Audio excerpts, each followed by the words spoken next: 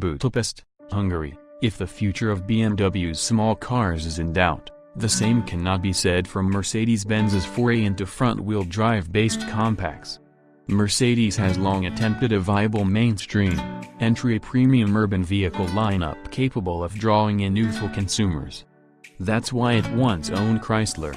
Now it's the GLA-Class, CLA-Class, and B250e in the US, plus the A-Class and CLA-Class shooting brake elsewhere. Though they lack the substance and sumptuous luxury of traditional, rear-wheel drive-based Mercedes, they have a future tackling emissions regulations, urban driving restrictions and ride-sharing programs. The Mercedes-Benz GLA-Class leads the US lineup, starting with the $34,324 FWD GLA-250. It's a tall crossover, utility vehicle with space for four and their luggage, and it's just $1,000 more expensive than the one-year sales wonder CLA-Class 4-door Sport Coupe.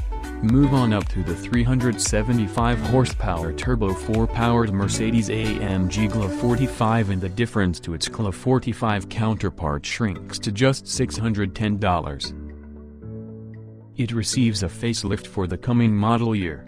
The 2018 Mercedes-Benz GLA-Class gets cleaner-looking, redesigned front and rear bumpers, new 18 and 19-inch wheel designs, and LED headlamps replacing bi-xenons. There's also a rather tasty new Canyon beige paint color option. The facelifted interior includes a new instrument cluster, sail pattern replacing anthracite as the standard interior trim, Android Auto added to the smartphone integration package, black ash matte wood trim replacing burl walnut, and a new parking assist package with a surround view camera. An 8-inch high-resolution center dash display and our rear view camera now are standard, and hands-free access is added to the premium package. The leather bits are decent, and the plastic parts, including some garish color detail options in the AMG model, are still not up to a Mercedes standard. In this size category, the new, highly refined Honda Civic looms large in the CLA/GLA class's rearview mirrors. The $36,325 GLA-250 4MATIC becomes more of a bargain if you need the crossover for some light to moderate off-roading, or you face harsh winters. Along with the 4MATIC-only Mercedes-AMG GLA-45, the GLA-250 4MATIC now comes with an off-road drive program, called Off-Road Drive Program, off-road display with a 360-degree and bird's-eye view cameras, and a nifty downhill speed regulation that lets you set the single-digit speed in 1 mph increments via the cruise control. The only tester offered a new .S.Spec GLA-250 4MATIC trim was available for an off-road drive on a short course within the confines of the spectacular Hungarian Formula 1 circuit. It acquitted itself nicely as an occasional off-roader, its 173.9-inch overall length navigating the tight treeline course where GLC class would simply have to plow its way over some timber.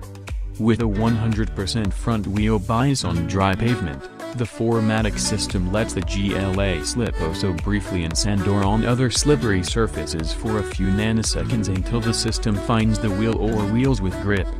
Long suspension travel allows for descent articulation.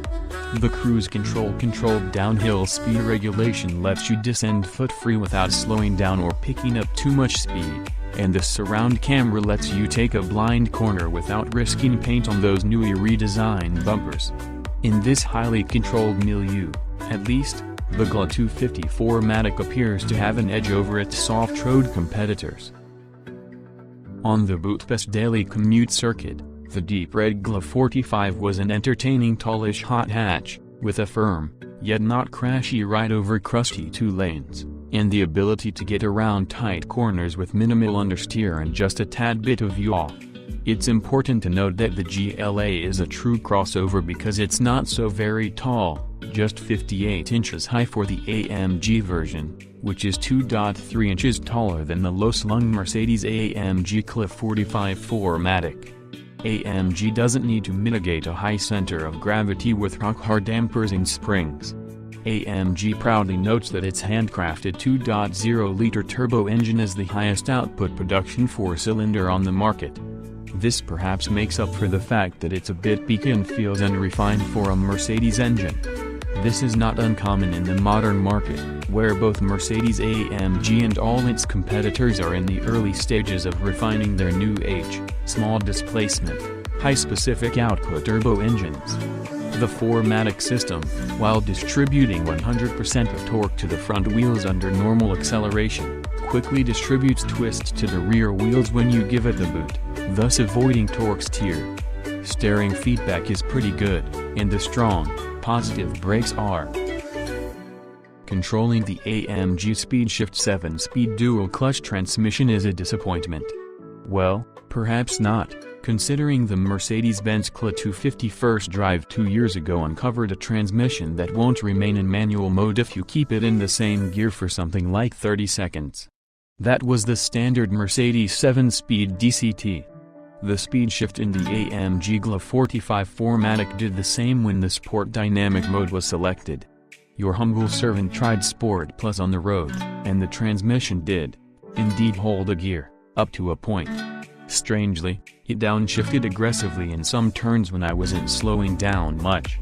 Meanwhile, I could detect no difference in handling between the two modes.